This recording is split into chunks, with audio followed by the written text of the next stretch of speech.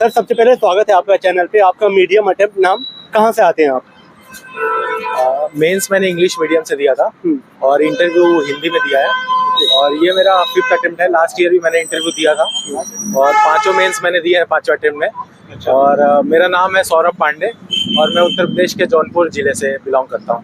Okay, आपके 5 mains आपने लिखे हैं और ये आपका 5वां अटेम्प्ट है। ओके, तो सर आपको काफ़ी अच्छा अनुभव रहा होगा इंटरव्यू हॉल का, तो इस बार कैसा रहा एक्सपीरियंस इंटरव्यू हॉल का? देखिए, इंटरव्यू देने के बाद फील तो सबको अच्छा ही होता है, लेकिन मार्क्स कितने मिलेंगे ये कह नहीं सकते हैं क्योंकि कहीं ना कहीं डिस्क्रिप्शन तो इंटरव्यू बोर्ड का ही होता है कितने। तो देखते हैं, फील तो अच्छा ही हो रहा है, बाकी मार्क्स तो हम नहीं गेस करना चाहेंगे कि कितने आएंगे, बट होप करेंगे कि अच्छे मार्क्स आए। इन 5 इंटरव्यूज में ये बेस्ट रहा है? 5वां इंटरव्यू नहीं, इंटरव्यू मेरा 2nd है। मेंस मैंने 5 बार दिया है। 5 में हाँ, पिछली बार से बेटर फील हो रहा है मुझे कि हुआ है। ओके सर, कुछ क्वेश्चन के रेंज आप बताएं कि रेंज कहाँ तक गए थे और क्या क्वेश्चन थे? देखो यार, हम लोग काफी कुछ इंटरव्यू के लिए पढ़ते रहते हैं कि न्यूज़पेपर भी कर लो, बजट भी कर लो, इकोनॉमिक सर्वे कर लो, बट एक्चुअली में जब इंटरव्यू होता है तो ये सब पूछते नहीं बहुत ज्यादा फैक्चुअल। वो लोग मतलब हमारे बारे में ही जानने को इच्छुक होते हैं, ऐसा लगता है। डेफ में जो इन्फॉर्मेशन होती है, जैसे किस डिस्ट्रिक्ट से बिलोंग करते हो, जैसे मुझसे पूछा कि जौनपुर के बारे में कुछ बता दो, अपने बारे में कुछ बता दो। अच्छा, IAS बना दे तुम्हें तो बताओ कौन सी मिनिस्ट्री ज्वाइन करना चाहोगे। तो जैसे मैंने बोला मिनिस्ट्री ऑफ एजुकेशन, तो बोले अच्छा उसमें क्या रिफॉर्म करना चाहोगे। फिर बोले कि अच्छा तुम्हें डिफेंस सेक्रेटरी बना दे इंडिया का, तो फिर बताओ कि तुम्हें क्या लगता है कि क्या कमी है इंडिया के डिफेंस आर्किटेक्चर में, उसमें तुम क्या इंप्रूव करना चाहोगे। उसके अलावा मेरी हॉबी थी ट्रैवलिंग, तो उसमें ट्रैवलिंग के बारे में पूछा कि कहाँ कहाँ तुमने ट्रैवल किया है। तो जैसे मैंने बोला रामेश्वरम ट्रैवल किया है, तो रामेश्वरम के बारे में पूछने लगे कि वहाँ कोई ऐसा ब्रिज है क्या। तो पंबन ब्रिज मैंने बताया। फिर राम सेतु के बारे में पूछ रहे थे कि दिखता है क्या तैरता हुआ पत्थर, ये पूछ रहे थे। उसके अलावा मैंने ड्रामा लिख रखा था अपनी हॉबी, तो पूछ रहे थे कि ऐसा कोई ड्रामा पता है क्या जो बहुत फेमस रहा हो, बहुत लंबे समय से जिसका मंचन हो रहा हो। तो मैंने कुछ बताया, धर्मवीर भारती का एक ड्रामा है धर्मयुग। उसके अलावा मोहन राकेश का है आधे अधूरे और आषाढ़ का एक दिन, वो मैंने बताया। फिर उन्होंने पूछा कि रामलीला में कभी कुछ किया है क्या, तो मैंने बताया कि हाँ, अंगद का कैरेक्टर प्ले करते हैं रामलीला में अपने यहाँ पे। जो प्ले किया था? हाँ, प्ले किया है बचपन से, बहुत सारे अलग अलग रोल किए, मेनली अंगद का ही रोल प्ले करते थे। तो उन्होंने बोला कि अरे अंगद का रोल ही क्या होता है, कुछ तो उन्हें बोलना ही नहीं होता है। फिर मैंने वो एक्सप्लेन किया कि अंगद का रोल क्या होता है एक्चुअली में, और कितना डिफिकल्ट था उनका रोल कि एक डिप्लोमेट के रूप में वो लंका गए थे और रावण ने उनकी इंसल्ट की, उनको सीट नहीं ऑफर किया। तो उसके बाद उनको अपनी भी डिग्निटी मेंटेन करनी थी, अपने मास्टर की भी जो राम जी थे उनकी भी। तो ये चीज उनको दिखाना था, उन्होंने कैसे किया ये मैंने बताया। उसके अलावा उन्होंने पूछा, जैसे पिछली बार भी मेरा इंटरव्यू सेम बोर्ड में ही था, तो सर को मैंने बताया, तो उन्होंने पूछा कि लास्ट ईयर कितने मार्क्स मिले थे, तुम्हें क्यों लगता है कि तुम्हारा नहीं हो पा रहा है सिलेक्शन, 5वां अटेम्प्ट है, इतने साल से क्यों एग्जाम दे रहे हो, अभी तक क्या कर रहे थे। फिर मेरा JNU का बैकग्राउंड है, तो पूछे थे कि JNU में अच्छा क्या पढ़ा तुमने, वो बताओ। तो यही सब सारी चीजें वो पूछ रहे थे। आपकी काफ़ी बोल्ड पर्सनालिटी, आप आई थिंक इंटरव्यू काफ़ी शानदार हुआ है। कोई एक अंगद का डायलॉग हो जाए अगर आप कंफर्ट हो। अंगद का डायलॉग अभी मुझे याद तो नहीं है, कैमरे के सामने तो नहीं सुनाना चाहेंगे ऑब्वियसली। ठीक है सर। ओके, कुछ स्टैटिक्स पोर्शन आपने देखा इंटरव्यू में क्वेश्चन कुछ जैसे मुझसे न्यू एजुकेशन पॉलिसी जो है NEP 2020, तो उस पे एक मैम थी, तो उन्होंने काफी सारे क्वेश्चंस पूछे और मुझे तो नहीं आ रहे थे ज्यादातर क्वेश्चंस। जैसे उन्होंने पूछा कि मोटो क्या है न्यू एजुकेशन पॉलिसी का, 3 वर्ड्स का है, जो एजुकेट से शुरू होता है, 2 वर्ड और है, तो बता सकते हो क्या है वो।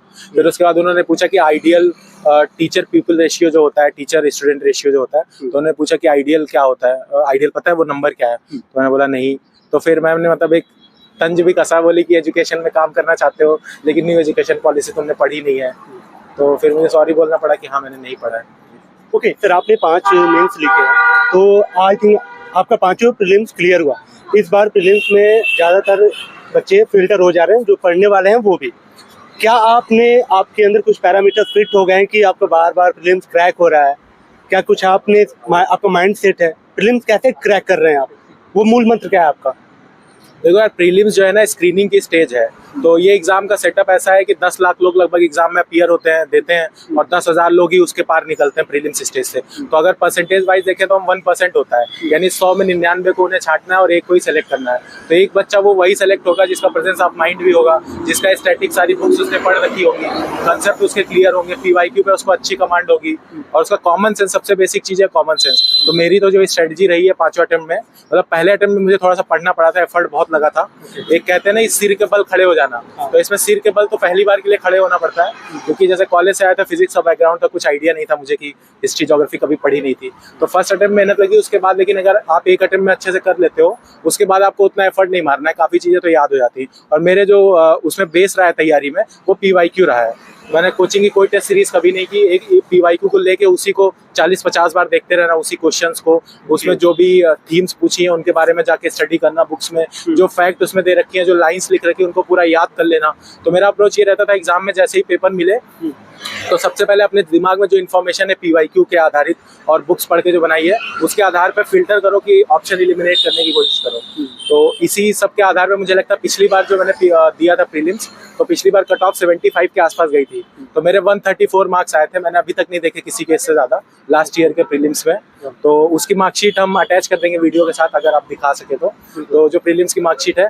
तो उसके अलावा 3 साल से कंसिस्टेंटली मेरे मार्क्स 130 के आसपास आ रहे हैं, 128, 130, 134। तो प्रीलिम्स में मुझे लगता है ये PYQ वाली जो स्ट्रेटजी है यही वर्क करेगी। कोचिंग की टेस्ट सीरीज बिल्कुल वैसी नहीं है जैसा एक्चुअल पेपर आता है।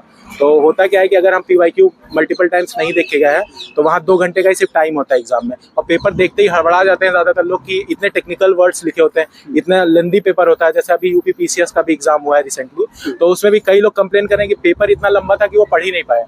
जबकि ये प्राइमरी स्किल यही होती है UPSC का एग्जाम देने के लिए, PCS का, कि आपकी रीडिंग स्पीड इतनी फास्ट होनी चाहिए कि अगर 500 पेज का भी डॉक्यूमेंट है तो आप उसको 3-4 घंटे में उसको पूरा समझ लें कि इसकी समरी क्या है। तो ये वाली प्राइमरी स्किल है। उसकी दूसरी स्किल जो है वो कि बेसिक फैक्ट्स आपके तैयार होने चाहिए, उसमें कोई कंफ्यूजन नहीं होनी चाहिए। जैसे अगर डेट है, हमें पता है कि जो असहयोग आंदोलन है वो 1920 में स्टार्ट हुआ था, तो ये एग्जैक्टली दिमाग में बैठा होना चाहिए। ये नहीं कंफ्यूजन होनी चाहिए कि यार 1919 था कि 1921 था कि 1920 था।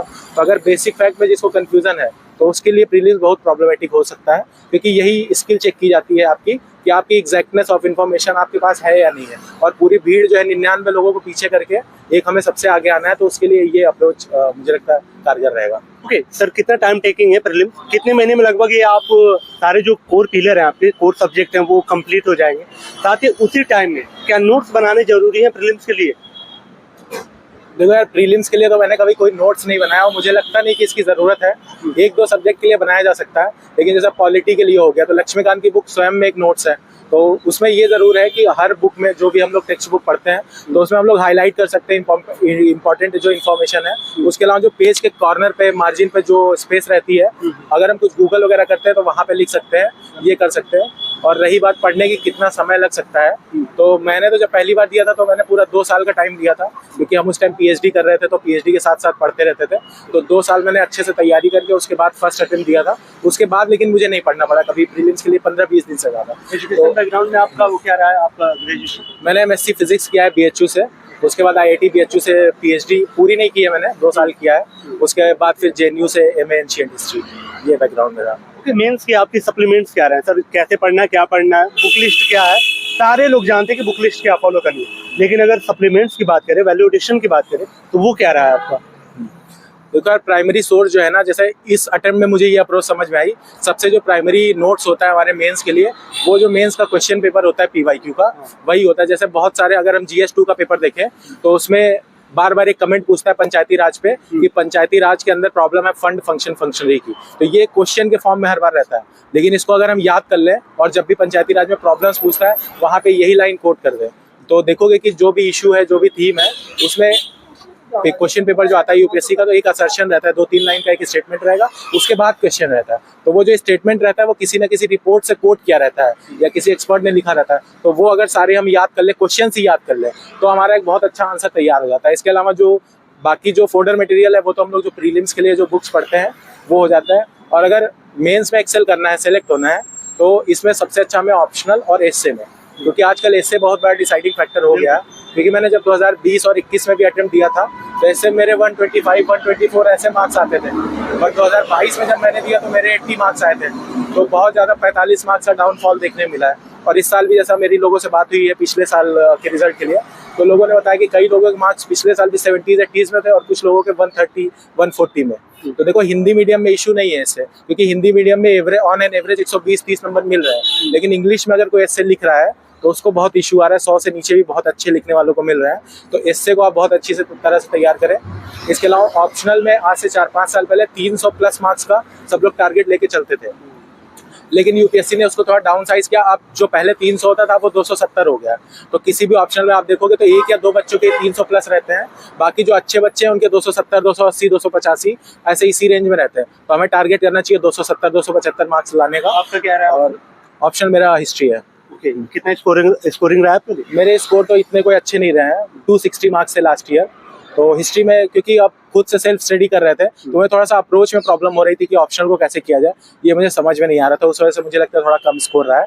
बट एक हम टिप दे सकते हैं आप लोगों को, अगर जिनका भी हिस्ट्री ऑप्शनल है, कि जो भी हिस्ट्री ऑप्शनल में टीचर्स हैं मार्केट में, वो ज़्यादातर टीचर्स जो है जिन्होंने खुद 90s में एग्जाम दिया था आज से 20-30 साल पहले, और एग्जाम पूछने का तरीका पूरा चेंज हो चुका है। तो उन टीचर के जो नोट्स अगर आप वो पढ़ के पूरा एग्जैक्टली छाप भी देते हो ना एग्जाम में, तो आपके 200 मार्क्स भी नहीं आएंगे आज की स्थिति में। तो आपको खुद से ही नोट्स बनाने होंगे, खुद से स्टडी करना होगा, डेप्थ में घुसना होगा सब्जेक्ट के। और हिस्ट्री के लिए एक बहुत अच्छा सोर्स है सेल्फ स्टडी हिस्ट्री करके एक वेबसाइट है। तो उनकी टेस्ट सीरीज भी आती है, नोट्स भी आते हैं। टेस्ट सीरीज तो मैंने नहीं ली थी उनकी, बट नोट्स लिए थे, और नोट्स मुझे लगता है मार्केट में सबसे बेस्ट है। अगर आपको कोई बुक नहीं मिल रही है, कोई सोर्स नहीं मिल रहा है, तो आप सेल्फ स्टडी हिस्ट्री की जो वेबसाइट है उससे कोर्स मटेरियल परचेज कर सकते हो और पूरी तैयारी आपकी हो जाएगी हिस्ट्री ऑप्शनल की। फाउंडेशन कोचिंग किया है आपने किसी? नहीं, कोचिंग मैंने नहीं किया क्योंकि हम पीएचडी कर रहे थे तो टाइम नहीं होता था, खुद से ही सेल्फ स्टडी करके किया। ओके सर, पेनाल्टी मार्क्स से कैसे बचा जा सकता है? क्योंकि बहुत लोग का लिस्ट में आने के बाद भी पेनाल्टी मार्क्स इतना होता है कि वो बाहर हो जाते हैं। तो पेनाल्टी मार्क्स से कैसे बचाव किया जा सकता है? देखो, पेनाल्टी मार्क्स इतना यूजुअल नहीं है कि हर किसी को मिलता हो। इक्के दुक्के केसेस ऐसा देखने में आया है। जैसे गूगल इमेजेस पे सर्च करेंगे तो 1-2 मार्कशीट ऐसे दिखेंगी जिसमें -5 हुआ होगा या -20 हुआ होगा। तो मेरी समझ से ये पेनाल्टी इसलिए मिलती है कि जो भी हमारे एडमिट कार्ड पे इंस्ट्रक्शंस होते हैं मेंस के एग्जाम में या इंटरव्यू में, तो मैंने नहीं देखा किसी को पेनाल्टी लगी, मेंस में ही लगती है। तो जो भी इंस्ट्रक्शन होते हैं कि जैसे जय श्री राम या इस तरह की कोई बात नहीं लिखनी है, अपना कोई भी ऐसी इन्फॉर्मेशन नहीं लिखनी है जिससे नाम का या अपने रीजन का किसी इलाके से ताल्लुक रखते हैं वो उसका पता चल जाए। और सबसे इंपॉर्टेंट जो चीज़ होती है, जैसे लखनऊ सेंटर मैंने हर बार मेंस दिया है, तो वहाँ माइक पे एक सर होते हैं, वो अनाउंस करते हैं कि स्टॉप राइटिंग। तो जैसे ही वो अनाउंस करते हैं स्टॉप राइटिंग, अगर तुरंत नहीं रुक जाए कोई भी, तो उनके मूड पे, जैसे मेरे सामने एक लड़की बैठी थी अटेम्प्ट में, तो उसने तुरंत लिखना बंद नहीं किया, और जो टीचर कॉपी कलेक्ट करने आई थी तो वो तब भी लिख रही थी कि मैम लिख ले 1-2 वर्ड। तो सर ने बोला कि इसको पेनल्टी लगाओ 10 मार्क्स की, वो नाराज हो गए। तो जैसे ही वो माइक पे अनाउंस करते हैं स्टॉप राइटिंग, तुरंत आप रुक जाए, एक भी लाइन एक्स्ट्रा लिखने की कोशिश न करें, तुरंत कॉपी बंद करिए, चुपचाप अपने दोनों हाथ ऊपर कर ले। तो मुझे लगता है अगर सारे इंस्ट्रक्शंस फॉलो कर रहे हैं तो पेनल्टी नहीं लगेगी उसमें। Sir thank you so much. Last message, और जो आपको यूपीएससी की जर्नी ने सिखाया है, निचोड़ क्या है, क्या कहना चाहेंगे? देखो यार, यूपीएससी का एग्जाम जो है, मेरा भी सिलेक्शन नहीं हो रहा था, कई बार से नहीं हुआ, 5वां अटेम्प्ट है। तो मुझे भी लग रहा था यार कहाँ यहाँ आके फंस गए, कहीं इजी कोई एग्जाम दे दिए होते या छोटी मोटी जॉब कर लिए होते। बट मुझे लगता है कि ये एग्जाम का जो इसकी वर्थ है वो इसमें सफलता मिलती है या नहीं उससे नहीं आंकना चाहिए। ये प्रोसेस जो है, जैसे कहते हैं इंडियन जुडिशरी के बारे में या क्रिमिनल जस्टिस सिस्टम के बारे में कहते हैं कि प्रोसेस इटसेल्फ इज पनिशमेंट, यानी प्रोसेस ही इतना गंदा है कि अगर लास्ट में छूट भी जाते हैं तो भी वो सजा समझ में पूरी हो गई। तो यहाँ पे यूपीएससी, मुझे लगता है हम लोग ये कह सकते हैं कि process itself is a success, कि ये प्रोसेस इतना इनरिचिंग होता है, आप इतनी चीज़ों के बारे में जानते हो, अच्छे दोस्त बनाते हो इस जर्नी में, लोगों से मिलते हो, जैसे आप लोगों से आज हम मिल रहे हैं, इतने सारे लोग हमें सुन रहे हैं, आज इस लायक हमें कि हम कुछ बोल रहे हैं तो उसको 1000-2000 लोग भी सुन रहे हैं। तो हमें लगता है कि जीवन में सफलता यही है।